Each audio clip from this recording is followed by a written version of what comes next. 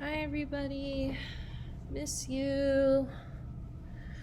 All right, so let's get started on today's notes. I am going to be moving pretty fast because there's a lot to get through, but have no fear. You shall have a link to this recording so you can go back and watch it anytime you need to catch up on anything you might have missed.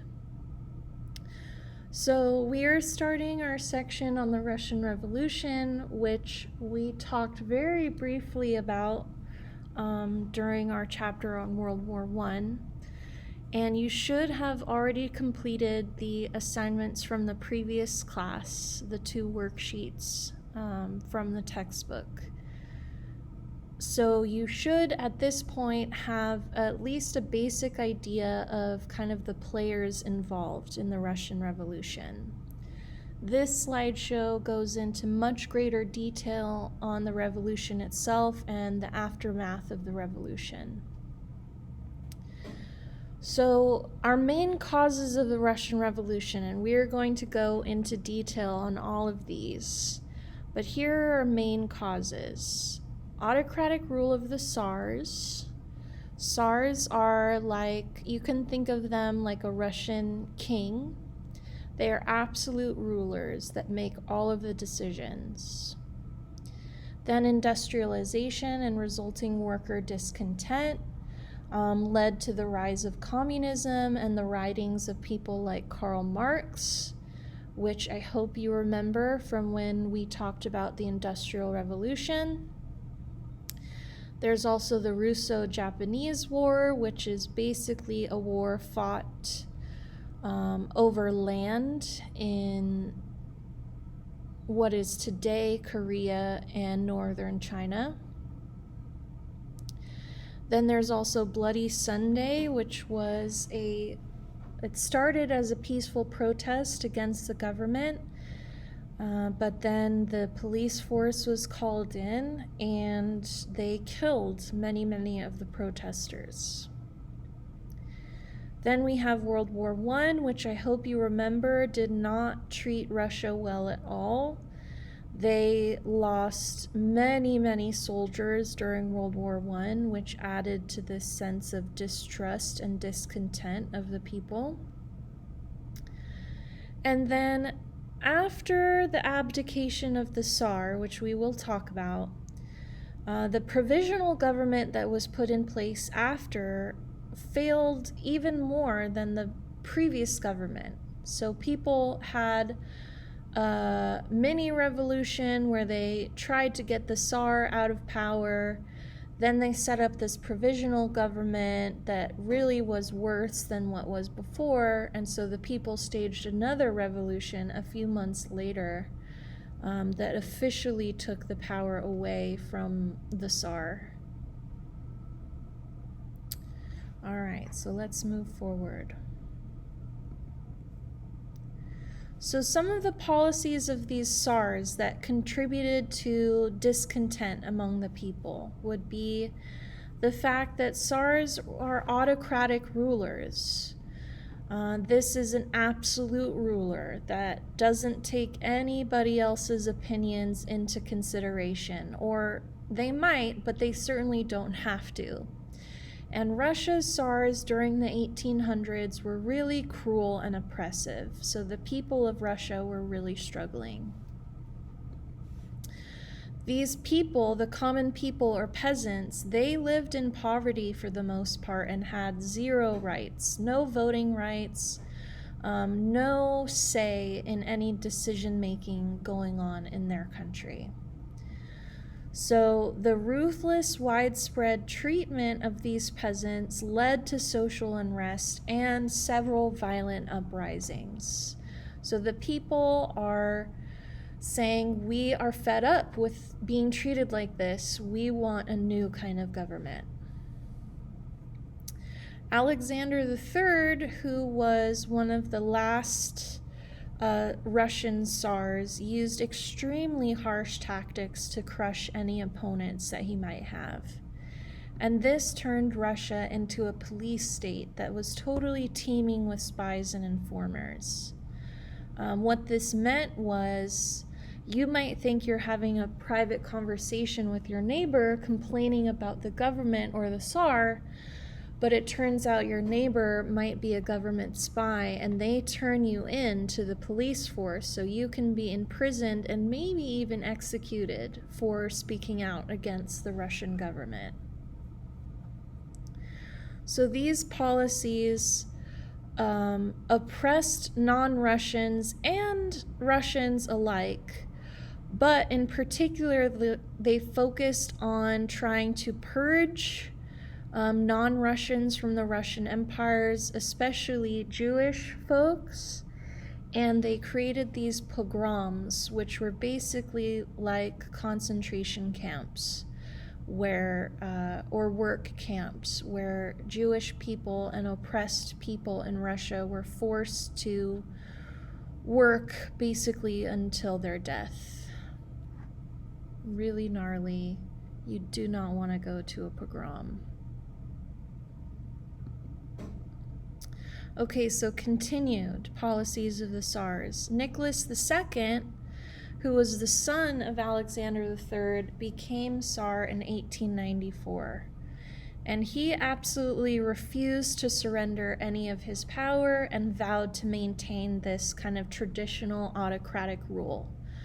So you can kind of get the sense that, maybe the Russian people were excited about having a new ruler come into power to see how things would change. And then it turns out that Tsar Nicholas is just going to be more of the same.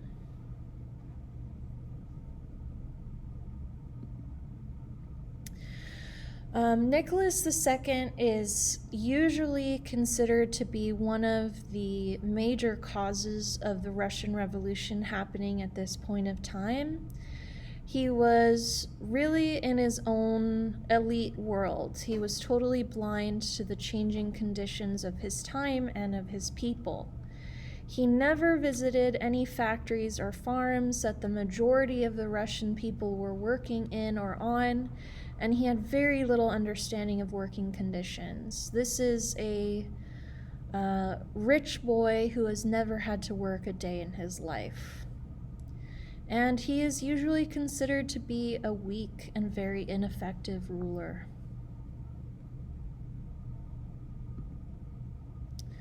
So, worker discontent.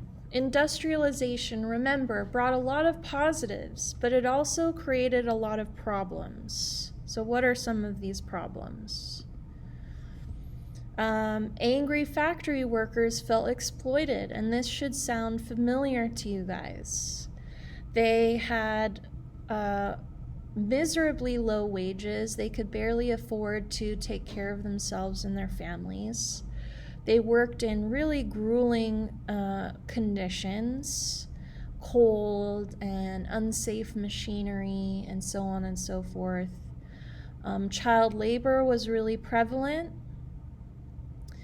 Labor unions were totally outlawed, so workers that did try to band together to gain better rights from their bosses would often face very harsh consequences.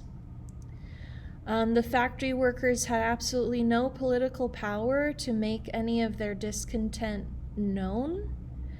And there was a huge gap between the rich and the poor. We've got folks like Tsar Nicholas, who is super, super rich, and his kind of elite court. And then we have the majority of Russia that is extremely poor and not doing very well at all. So in steps Karl Marx and the Communist Manifesto, which I hope you guys remember.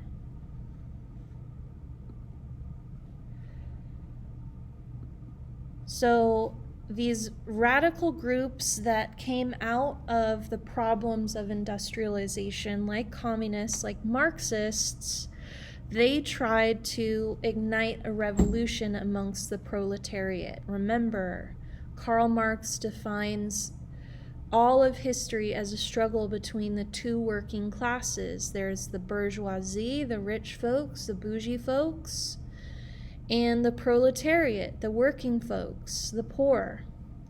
So Marxists, communist Marxists, were trying to spark a revolution amongst this working poor.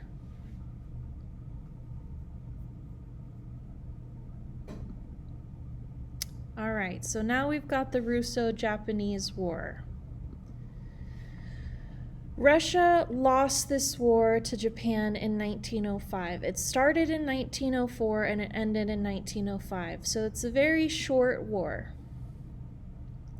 Russia expected an easy victory. They've got this huge empire fighting against the tiny island of Japan. But they lost, and they lost pretty badly. So this was a huge embarrassment for Russia.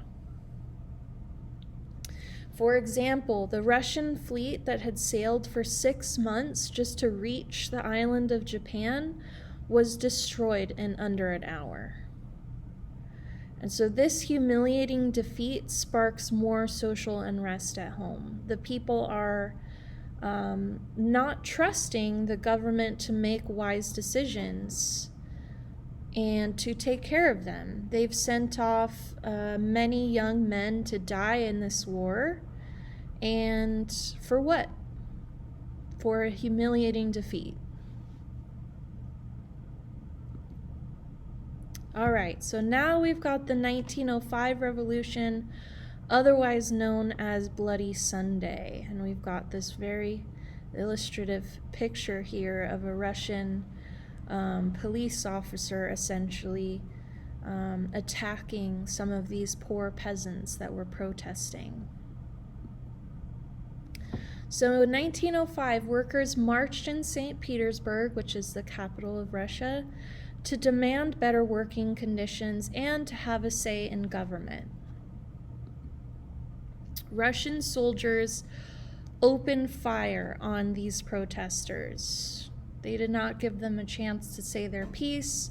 The protesters never were able to speak to any government officials. They were just shot down and killed in what was known as Bloody Sunday. So after this protest, the Tsar and the government realized that they needed to do something to try and ease this unrest. So they created what was called a Duma, which is a type of parliament, to try and give people a voice. But the Tsar Nicholas, just dissolved this parliament 10 weeks later. So it was very much an empty gesture on the part of the Tsar.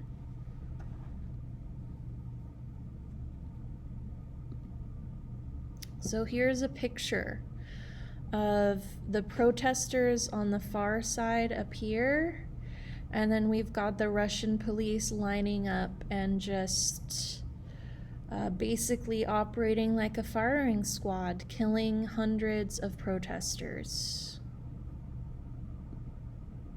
Here is another drawing, very dramatic drawing that illustrates Bloody Sunday. Okay, so this should be a review, so you might not necessarily want to write down every single word of this slide. So Tsar Nicholas took a very unprepared Russia into war with Germany and the Central Powers in 1914. Russian generals were very weak and not trained, and the Russian soldiers were very poorly equipped. A lot of them didn't even have guns. They were training with broomsticks. So the Russian armies suffered many, many defeats, and they ended up losing 4 million casualties within the first year of the war. So just between 1914 and 1915, Russia alone lost 4 million soldiers. Many Russian soldiers, they realized that they were being sent to die with very little training and very little support, and so they mutinied and deserted the Russian army. And so this definitely caused social unrest at home back in Russia because much of the money and resources were being diverted to the front, to the war. And so people who were already struggling at home have even less food, have even less resources to get by.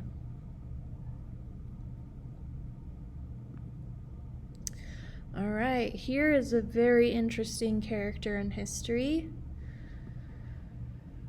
So, in an effort to increase troop morale during World War I, Tsar Nicholas went to the front. He decided that he was going to take over the Russian army during World War I, which many people say was a huge mistake, because what experience did Nicholas have to actually be able to effectively lead an army? So when he left his palace in St. Petersburg, he left the Tsarina, his queen basically, Alexandra, in charge of the government. Alexandra fell under the spell of Rasputin, a self-proclaimed holy man who claimed to have magical healing powers.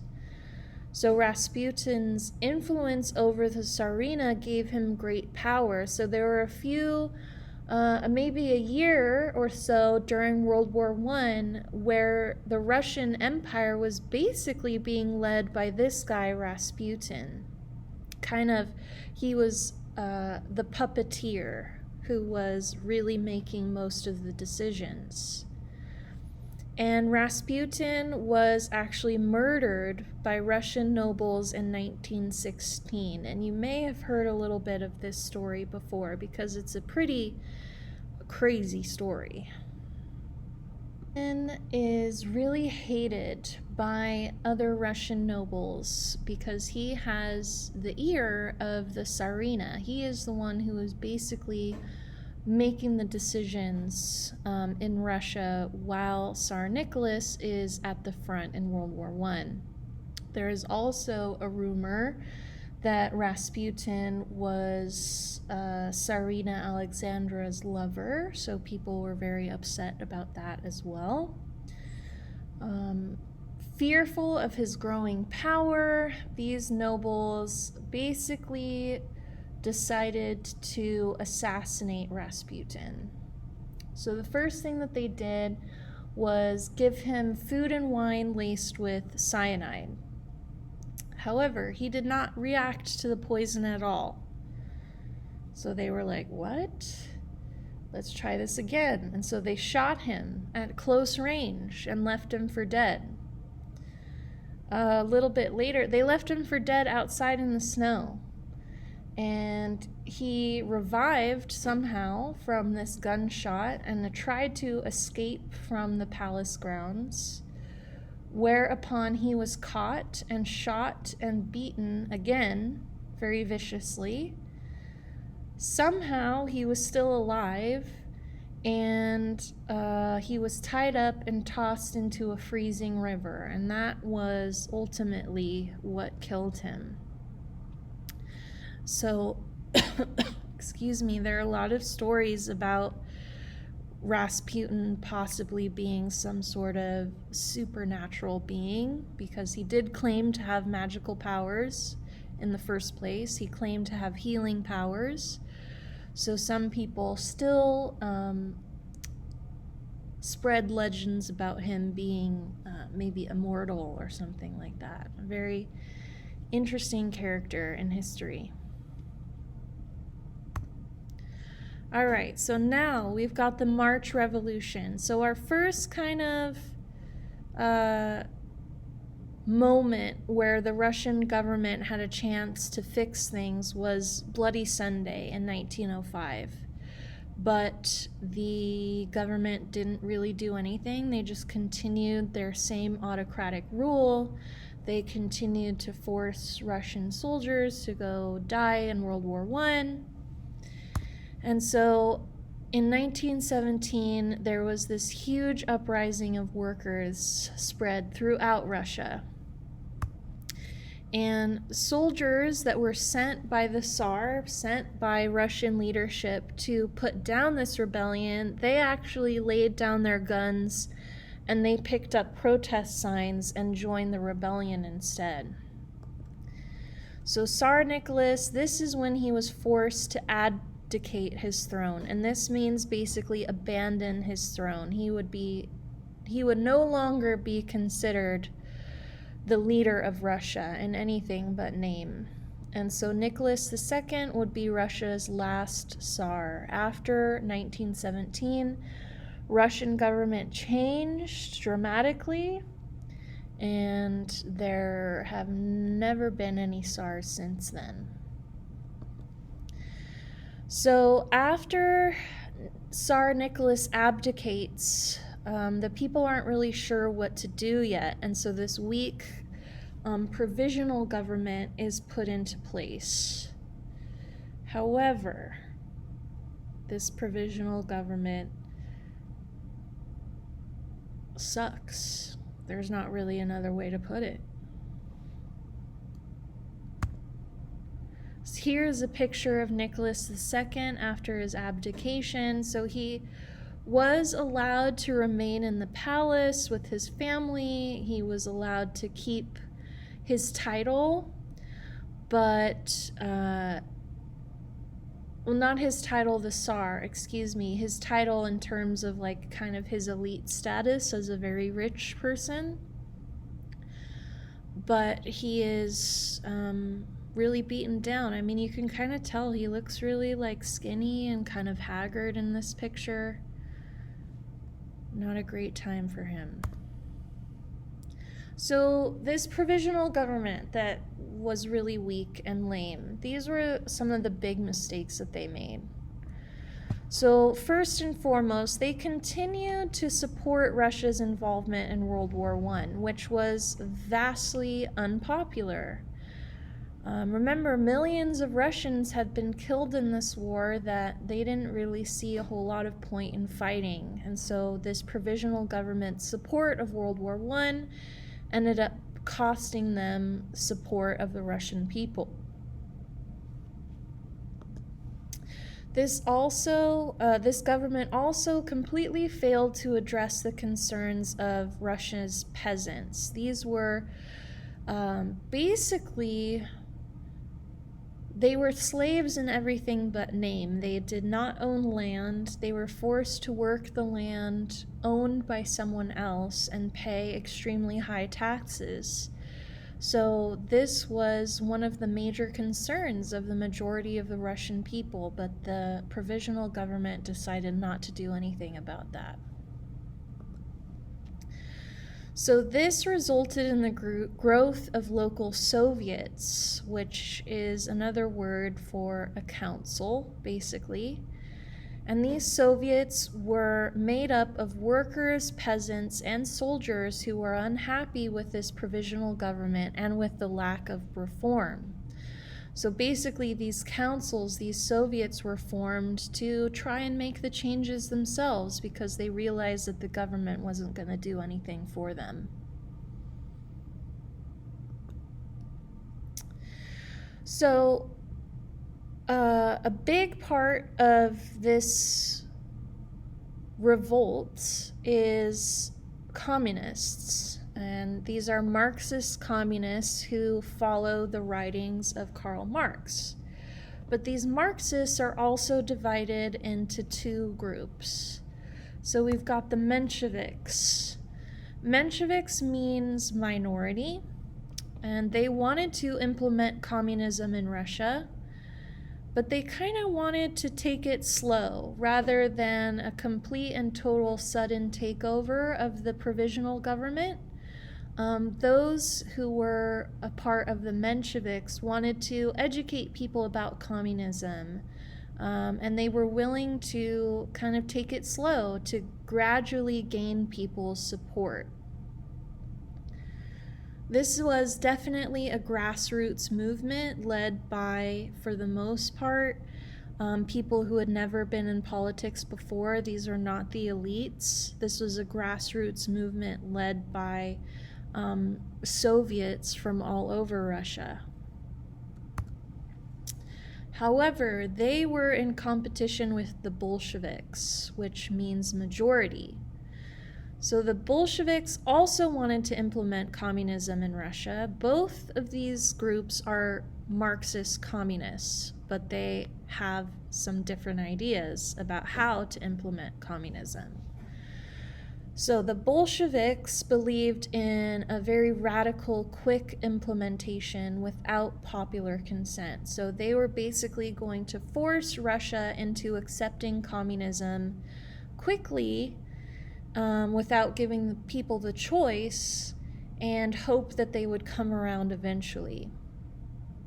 The Bolsheviks also believed that a more educated elite group, aka themselves, should be the ones to take charge and run the new communist government of Russia.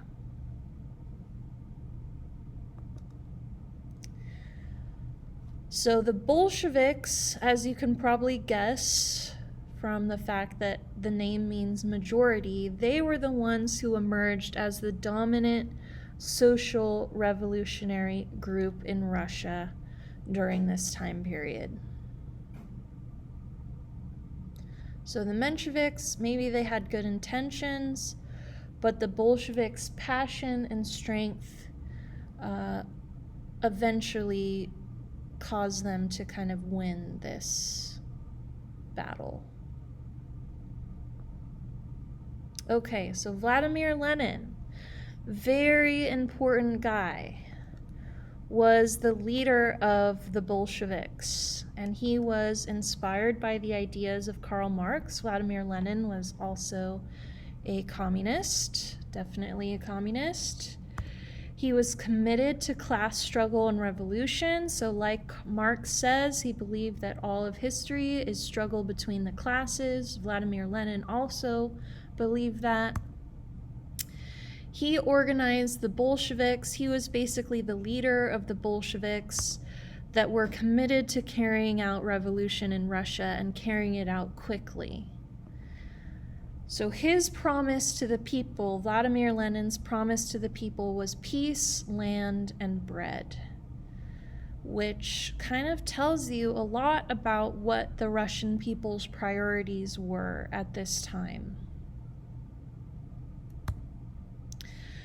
The Bolsheviks and Lenin were eventually supported by the majority of suffering peasants, workers, and soldiers who were very angry and distrustful of a government that had completely failed to address any of their needs.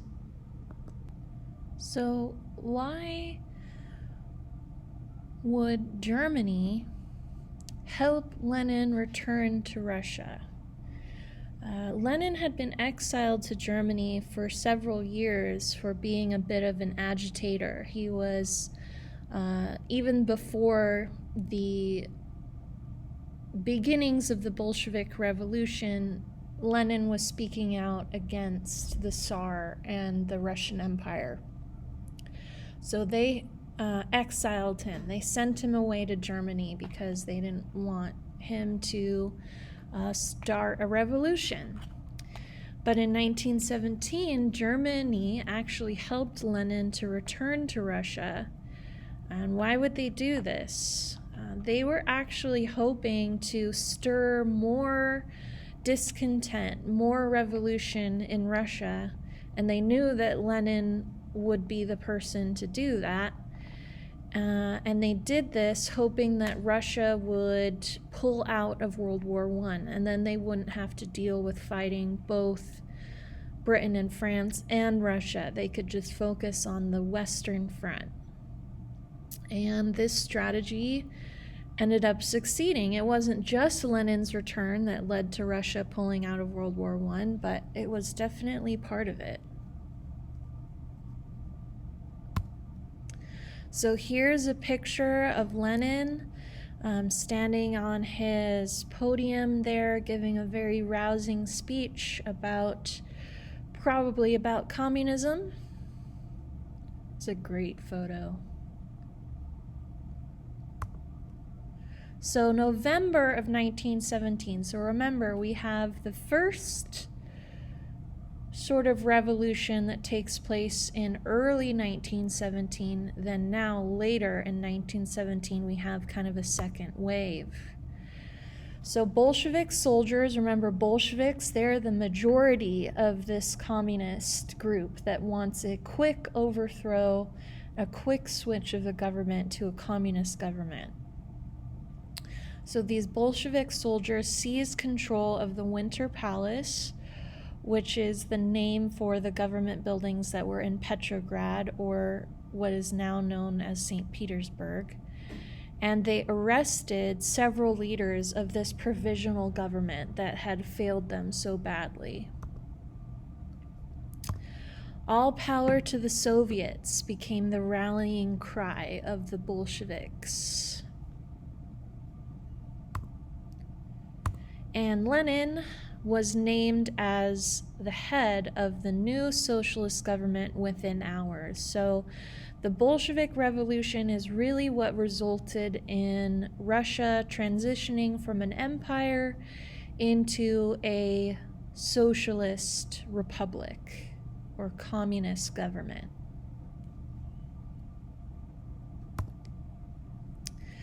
So this revolution was opposed by some folks. They were basically united by their hatred of communism. They did not want Russia to become a communist country.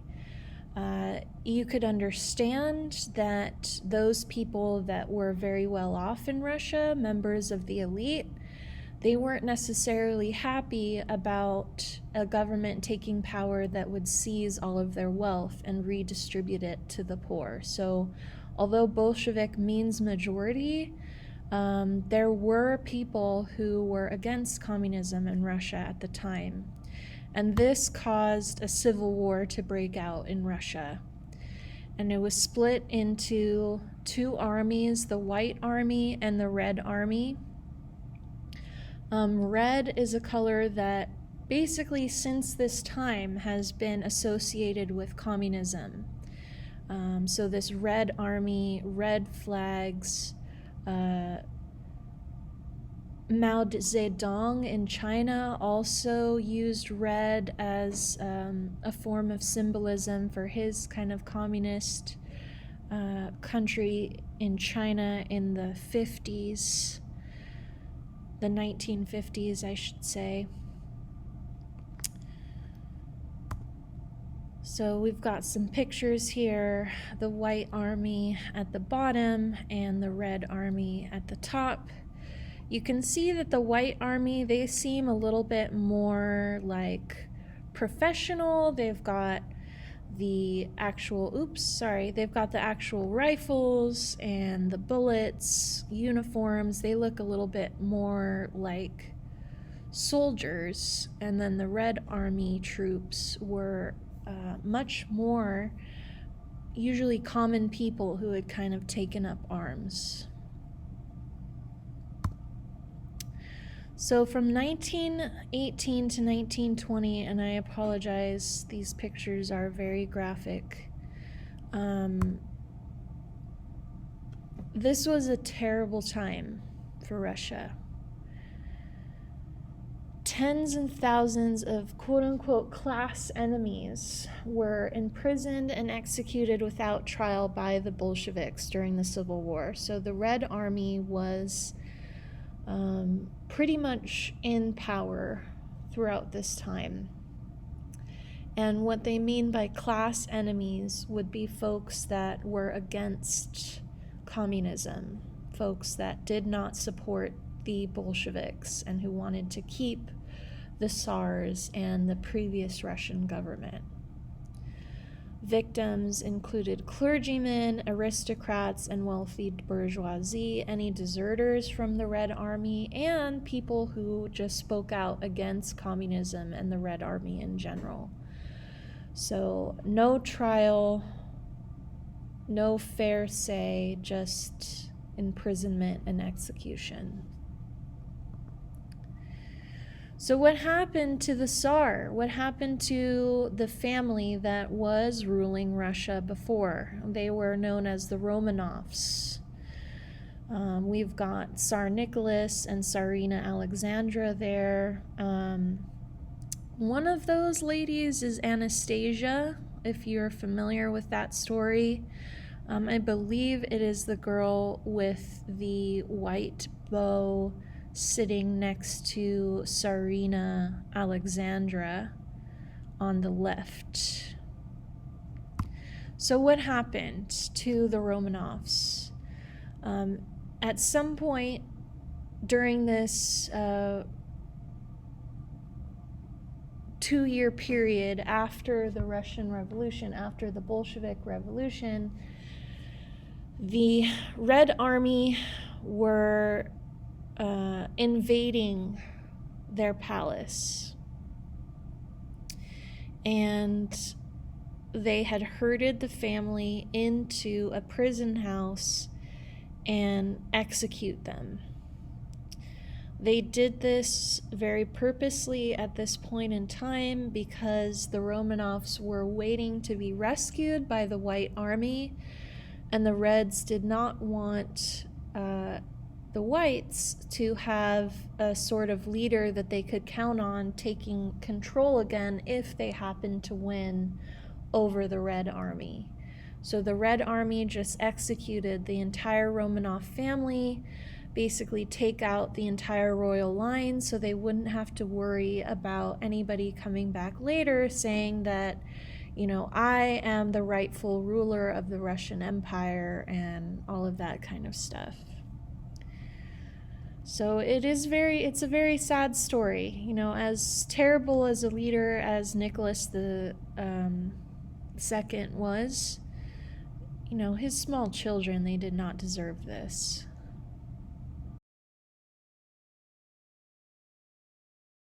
So this terrible Russian Civil War lasts for about 2 years, from 1918 to 1920.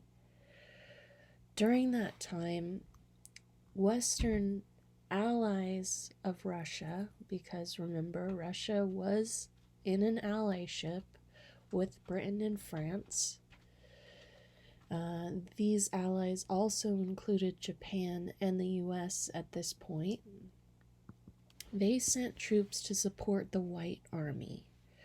So this is the beginning of Western powers like the United States and Britain and France in particular trying to intervene elsewhere in the world where they believe communism is a problem.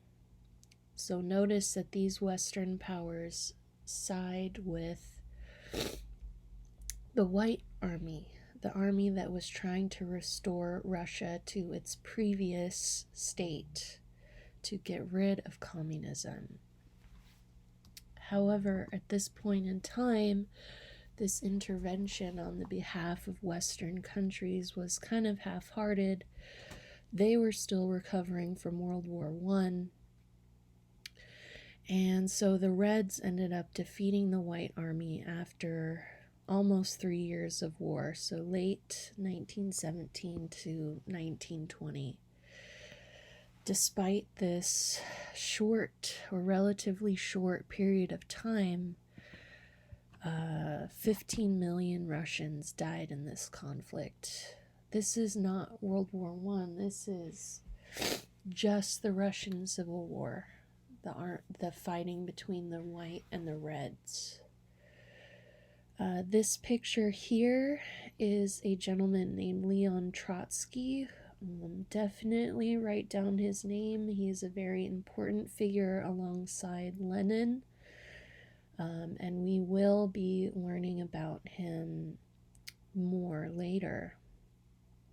So Leon Trotsky came to prominence within the Communist Party for being one of the main commanders of the Red Army. So what did the Bolsheviks do once they won this civil war and they really and truly gained power over Russia? First off, they redistributed land. They broke up all of these large estates that had been owned by the wealthy elite, and they seized that land and divided it up and redistributed to the peasants who had previously owned no land and had been having a really hard time. Workers were also given control of mines and factories rather than these places being owned by bosses that were getting more of the benefits than the actual workers. Workers were given control. And it was this Bolshevik government that actually signed the Brest-Litovsk Treaty with Germany that pulled Russia out of World War I. So it wasn't the Tsars of Russia that turned their back on their previous allies, so to speak. It was the new government of Russia deciding who they wanted their allies to be and where they wanted to concentrate their efforts on this quote-unquote capitalist and imperialist war of World War I, or did they want to focus on settling down their own new government and country? Remember that Germany purposely helped Lenin return to Russia in the hopes that something like this would happen. And they succeeded. Okay, so here's Lenin's new economic policy. So despite the fact that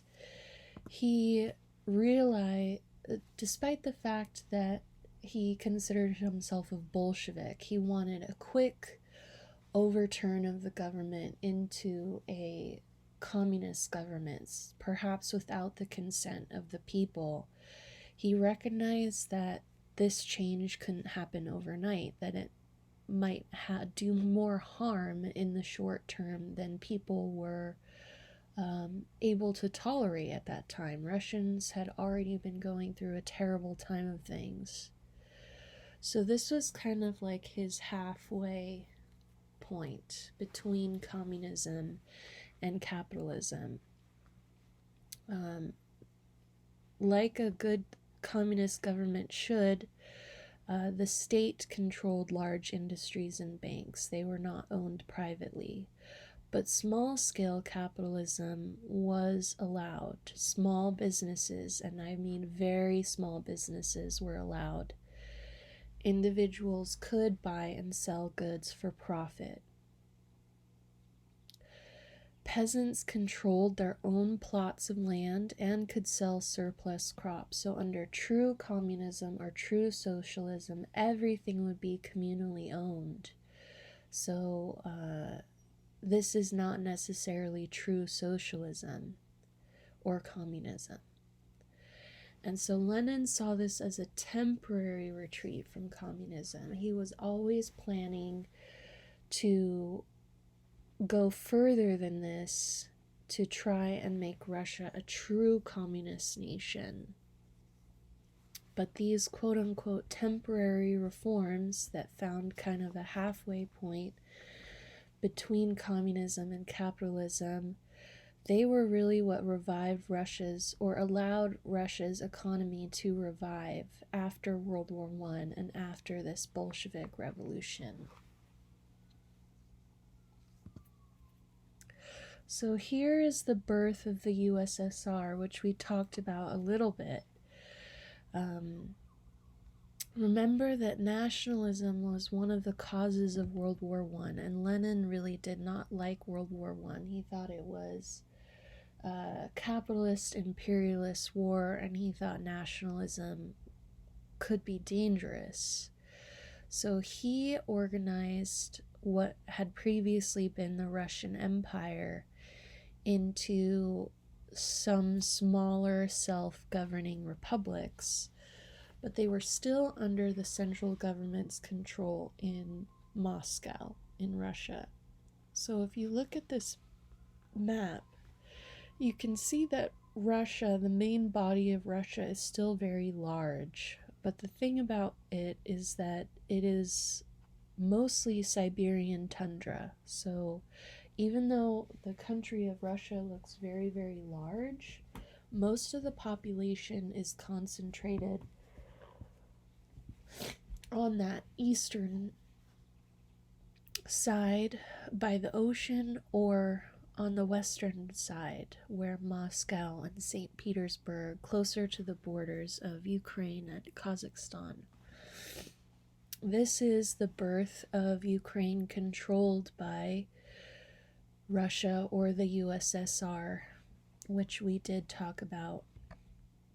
And so many of these countries like Estonia and Latvia and Lithuania and Ukraine, Kazakhstan, all of these places, Georgia, Armenia, they slowly throughout the later half of the 1900s started expressing a desire to break away from the USSR to become independent. And Ukraine was one of the last one of those countries to gain independence from the USSR. But that's just a side note to bring us up to today. So the USSR is a one-party state. So you know how in our country we have two main parties, the Democratic and the Republican parties, and they compete against each other. The idea of having a two-party state is to prevent one group of people from obtaining too much power and control. The one-party state of the USSR, unfortunately, does not really have any of these protections embedded in it. So the Bolsheviks, this is the birth of the Communist Party. I mean, they were always communists, but this is when they started calling themselves the Communist Party.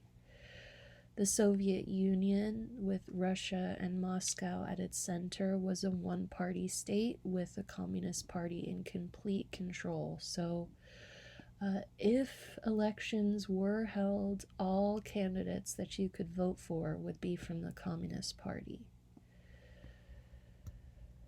This dictatorship of the Communist Party was not the dictatorship of the proletariat that was envisioned by Karl Marx. Karl Marx envisioned a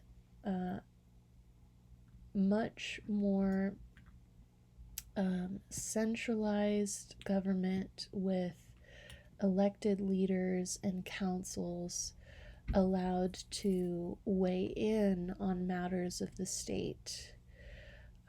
This dictatorship of the Communist Party was basically, if you agree with the Communist Party, good for you. If you disagree with the Communist Party, you better shut up or fear for your life. So Lenin, fortunately or unfortunately, depending on how you want to look at things, unfortunately for many of the Russian people, because they really did view him as a hero and a rescuer.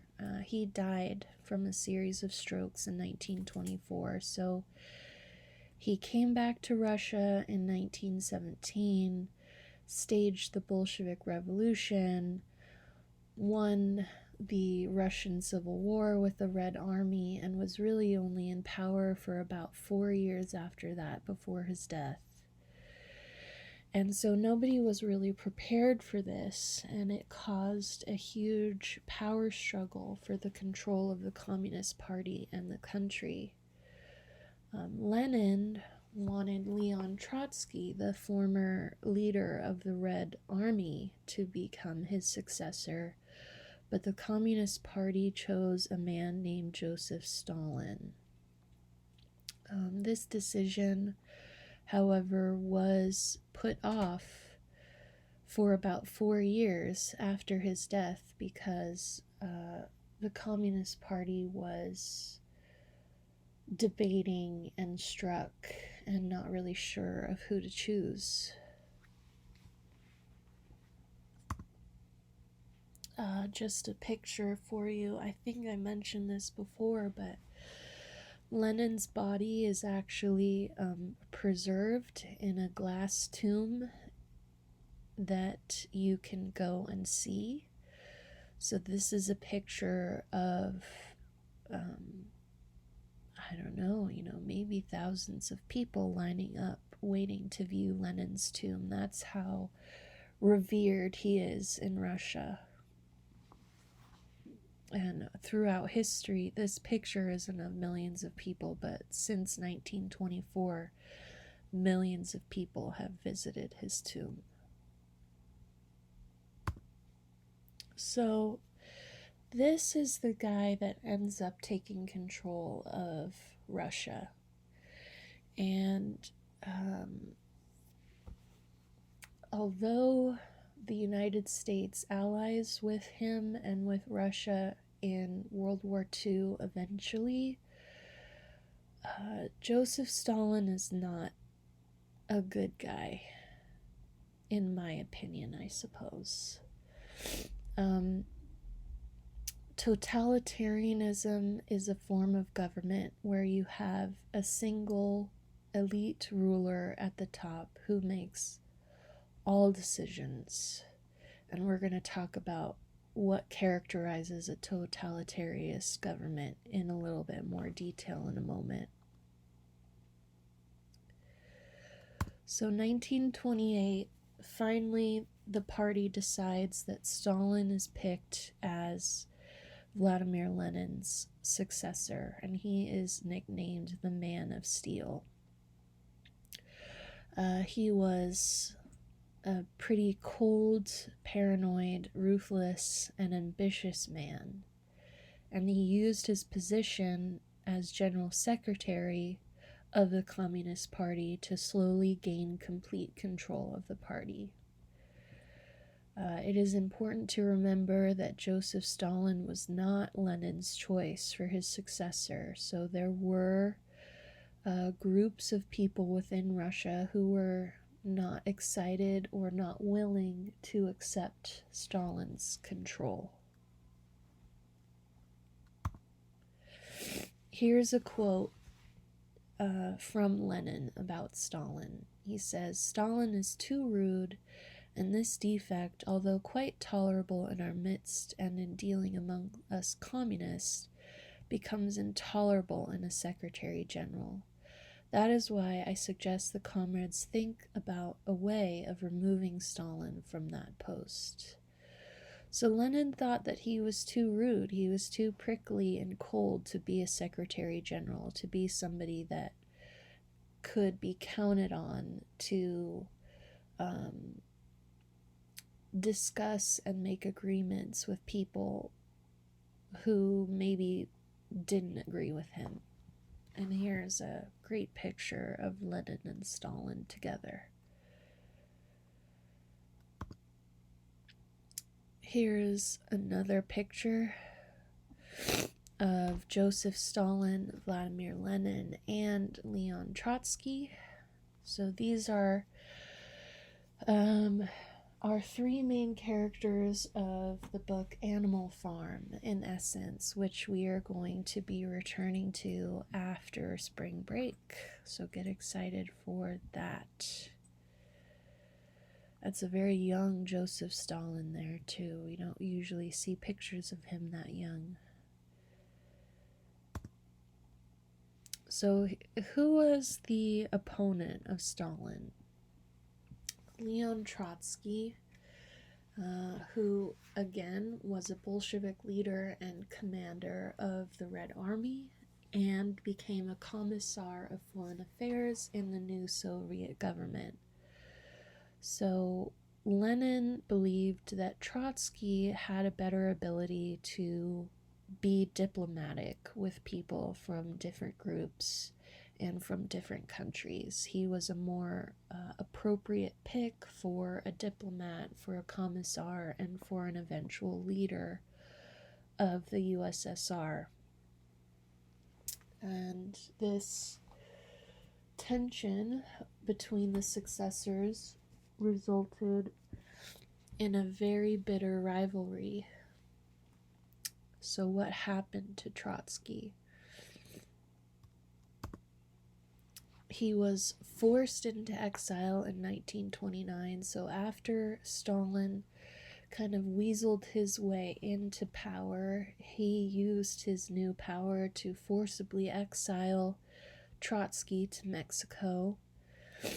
And Stalin was so paranoid that even though it had been 10 years since he had been exiled and since Stalin had taken control, Stalin sent agents to Mexico to murder Trotsky to ensure that he could never come back to Russia to challenge Stalin's power.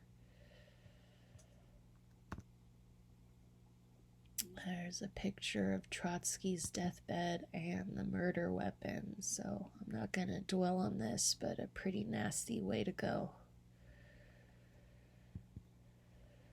Okay, so Stalin takes control. And here's an excellent example of Russian propaganda, and propaganda under Stalin's government became really widespread. He limited the media seriously so that he could more easily control the people and what they were thinking about and how they thought of him through propaganda. So Stalin wasn't necessarily the same kind of communist as Lenin was. He wasn't really focused on a revolution for the workers around the world. Stalin's focus was on making the Soviet Union a great power. So remember, Lenin didn't like nationalism. He thought it was dangerous. That's why he suggested the USSR in the first place.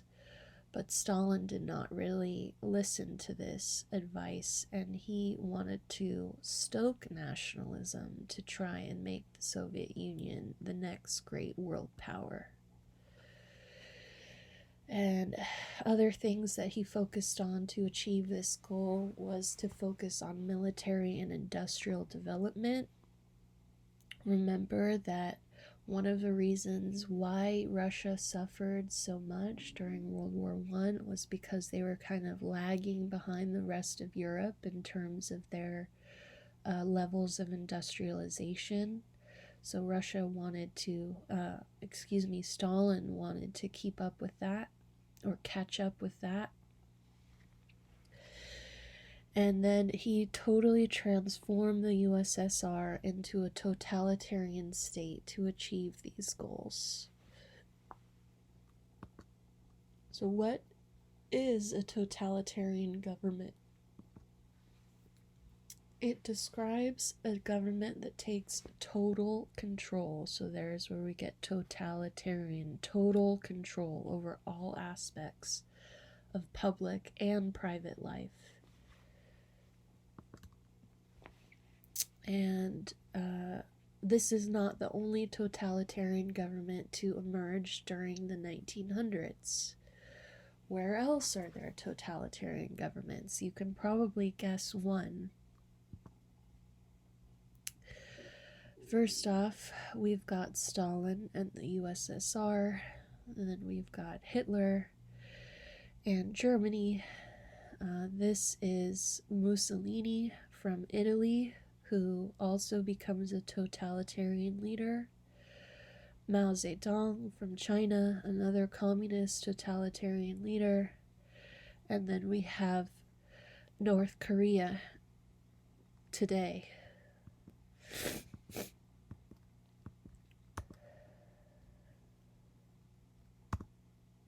So this is our last slide. Thank you all so much for bearing with me. I know this was a long lecture and a lot of information. So what are some key traits of totalitarianism?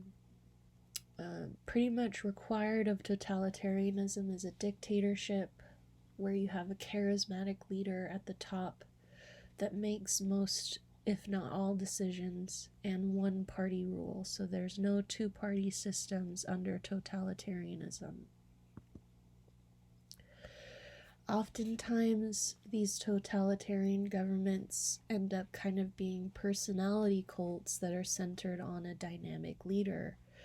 that the leaders become almost godlike and they expect to be pretty much worshipped by their people. And we can definitely see this in folks like Hitler and Stalin, for example. An ideology, kind of a state ideology that people are expected to believe, which glorifies the goals of the state. So this would be like glorifying the Communist Party and maybe demonizing capitalism and the West. State control over all aspects of society, so there's not a lot of free will or free choice under totalitarian governments. State control over the individual. State demands total obedience and denies basic liberties. So, like our Bill of Rights that we have in the Constitution of the United States that guarantee us, freedom of religion, freedom of the press, freedom of expression, those things definitely do not exist under totalitarian governments. Using mass media in an attempt to spread propaganda to control what people think, that's part of the kind of third bullet point there, because you want to gain support for your sort of state ideology by limiting the information that other people have, so they're more likely to believe what you tell them to believe. Organized violence, special police forces, and just violence and force in general to crush all opposition. One way that the Russian totalitarian government did this was by using those pogroms or gulags, where they would imprison anybody that opposed them and force them basically to work until their deaths. This organized violence most often would target certain groups, such as national minorities. It's much easier to control a country, to control a population on what they think, if the population is more homogenous, meaning that there's not a lot of variety in your population. So one of the reasons why it's so difficult to get anything done in America, but also one of the great things about America, is that we hear from many different groups on each issue, and we try to take their opinions into account. Russia and other totalitarian governments try to eradicate that diversity so that they can make controlling the population easier. If you wipe out all ethnic minorities in your country, it's going to be easier to control people who look like you, who might relate to you more, for example, etc., etc. All right, is there one more? Nope. Okay, so that's where we're gonna stop. Thank you guys so much for paying attention. If you have questions about these notes or anything that I went over today, please send me an email. And be good for the sub. Please be nice and lovely students that I know that you are. And keep in touch with me. And if I don't hear from you, please have a wonderful, wonderful spring break. Love you guys.